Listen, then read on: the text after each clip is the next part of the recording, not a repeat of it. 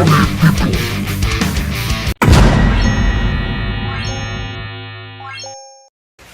kenapa kita itu jangan berbisnis atau berurusan dengan Habib-Habib Pak Alwi itu kenapa? Jadi begini, Kiai, para muhibbin seharusnya itu sadar. Gus Fuad Pleret adalah mantan Presiden Muhibbin Pak Alwi Indonesia. Saya sendiri punya orang tua angkat Asegaf, Pak Alwi. Kiai Maduddin mantan FPI. Itu Bagus Mogi itu yang menyebarkan Azmat Khan Ba'alwi ke Indonesia secara silsilah nasab. Tetapi dengan akal sehat, dengan hati nurani kita sadar, kita tidak mau istilahnya percaya dengan cek kosong, harus dengan kajian pustaka, kajian genetika yang benar. Dan tolong, dari 100 orang yang pernah berurusan baik dalam koridor agama, majelis, sholawatan, atau berbisnis dengan Ba'alwi, tolong disensus, disurvei. Siapa dari mereka yang benar-benar usahanya sukses, usahanya benar-benar adil, usahanya benar-benar istilahnya itu tidak didolimi, tidak dikadali. Rata-rata hampir semua pernah dikadali, pernah ditipu, pernah dimakan, direbut atau apapun lah. Yang punya majelis dipendang dari panggungnya, yang bisnis bersama ya diakali, ya dikadali. Coba, ayo, butuh testimoni. Dan ini penting untuk apa? Untuk menunjukkan bahwa pembuktian di lapangan itu jauh lebih utama dibanding hanya sekedar ceramah-ceramah manis. Karena apa? Sifat ras itu diturunkan dari genetiknya. Genetik serigala tidak mungkin makan rumput, dia makan daging. Dia mencabik-cabik mangsanya. Genetiknya kambing, struktur genetiknya kambing, ya dia makan rumput, dia makan tumbuhan. Jadi struktur genetik membawa sifat ras. Dan ini ras Khazari ini adalah ras serakah, ras arogan dan ras rasis. Dan ini harus dilawan kalau ingin bumi pertiwi Indonesia terbebas dari parasit jahat Ba'alwi Yahudi Khazari. Baik, itu yang bisa saya sampaikan. Kalau misalnya ada pesantren kiai ngambil menantu Habib Ba'alwi itu artinya nanti pesantrennya bisa dirampok ya, dan pasti dirampok ya. Ya tunggu saja dengan sifat mereka yang merasa lebih tinggi dari orang lain, mereka merasa rasnya paling mulia, mesti mereka berusaha akan mendominasi, akan merebut perlahan-lahan pondok pesantren itu. Karena apa? Yang lain kan dianggap hanya sebagai ras rendah. Mereka ras yang paling mulia, mereka yang harus menjadi majikan, mereka yang harus menjadi segala-galanya di dalam semua sistem. Dan ini terjadi. Jangankan pondok pesantren, makam aja mereka rebut, mereka belokkan. Karena katanya alumni Said Al-Maliki juga direbut, Gus. Lah, itu saya dengar dari beberapa sumber termasuk dari alumni Said Maliki. Itu ada info bahwa ada Ba'alwi, tokoh Ba'alwi yang juga menjadi santrinya Said Al-Maliki. Akhirnya alumninya Ba'alwi ini digabung dengan alumninya Said Maliki. Katanya demikian.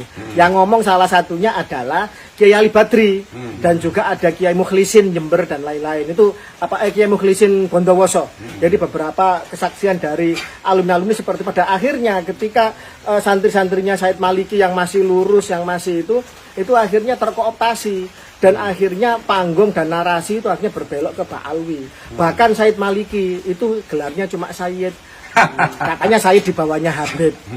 Bahkan salah satu tokoh Robito Alawiyah pernah mengatakan, saksinya Katib Am Suriyah DPP Naat, bahwa katanya Said Maliki juga diragukan nasabnya. Bayangkan seperti itu. Pada akhirnya apapun yang mereka coba menempel, kemudian mereka merasuk, kemudian mereka mengambil alih sistem itu. Dan itu adalah sifat-sifat dari parasit. Dan itu harus kanker. Termasuk kepada Nahdlatul Ulama ya.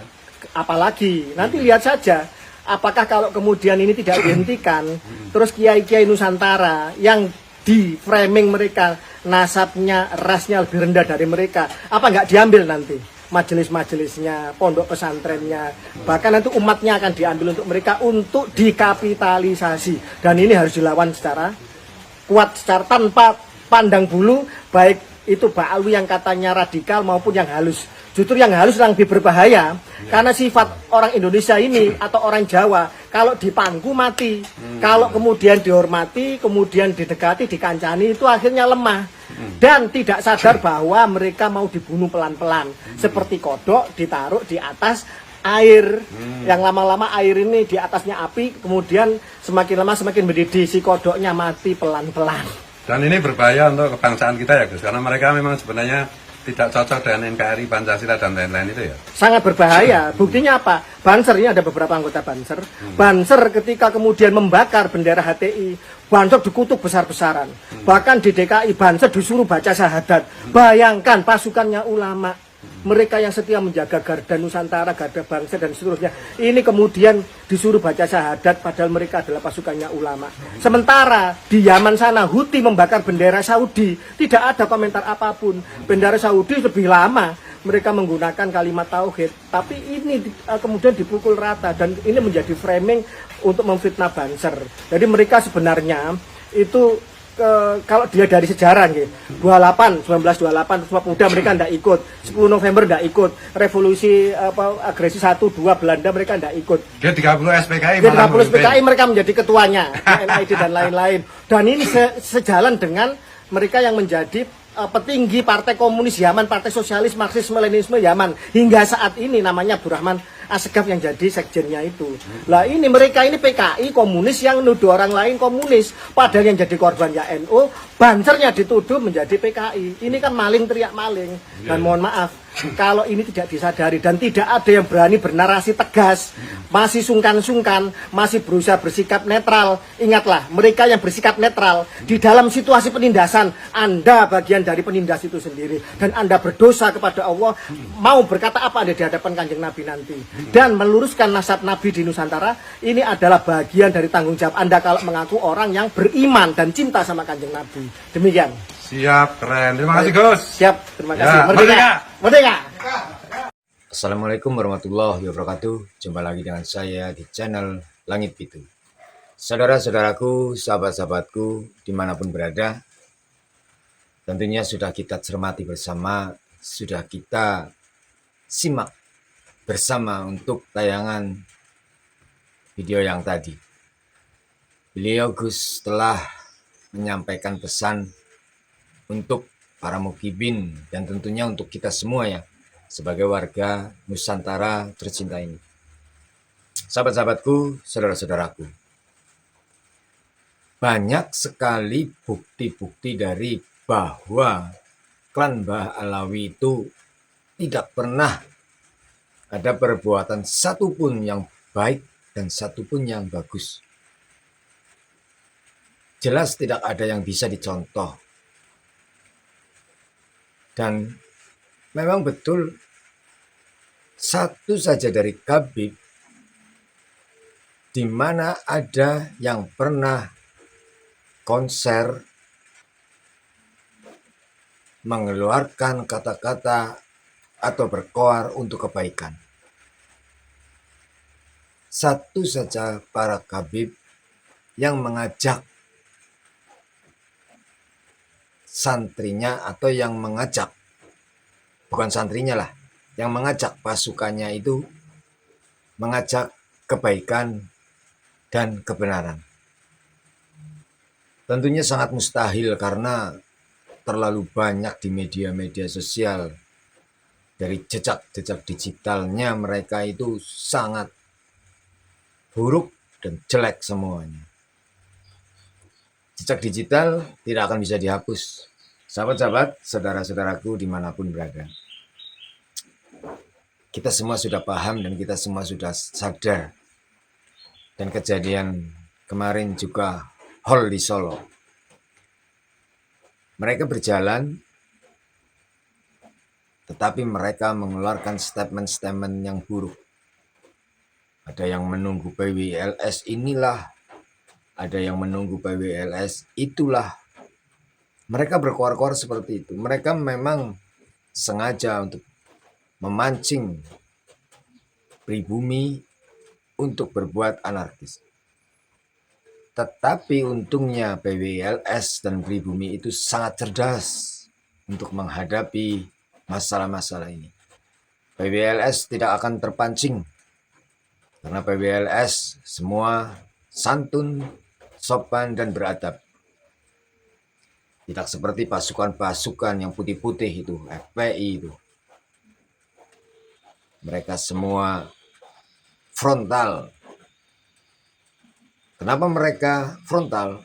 Karena junjungannya pun frontal.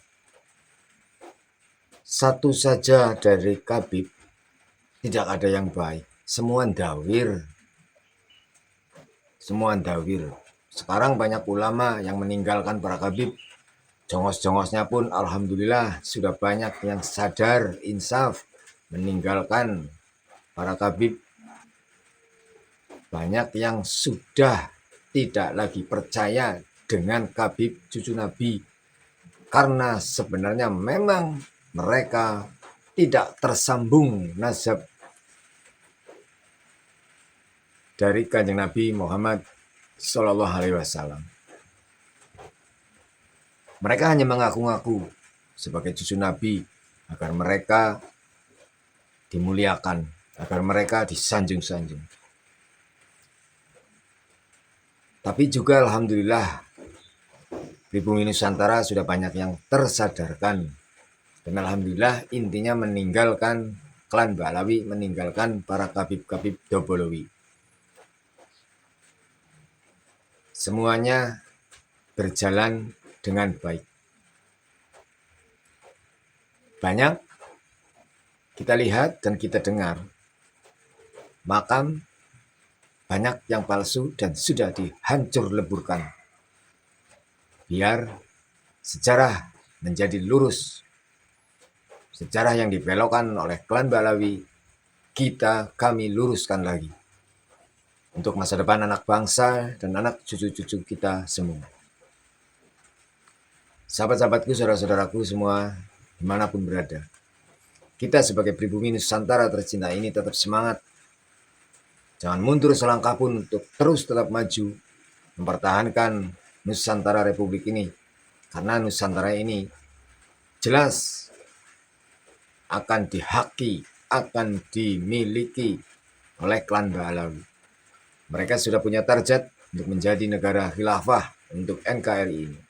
Kita sebagai warga pribumi Nusantara ini wajib menjaga, wajib mengusir mereka yang bukan orang sini. Dan mereka tidak terdata untuk masalah kependudukan di NKRI ini. Saudara-saudaraku, mari kita bersama-sama untuk menjaga, dan ini menjadi kewajiban kita sebagai anak bangsa.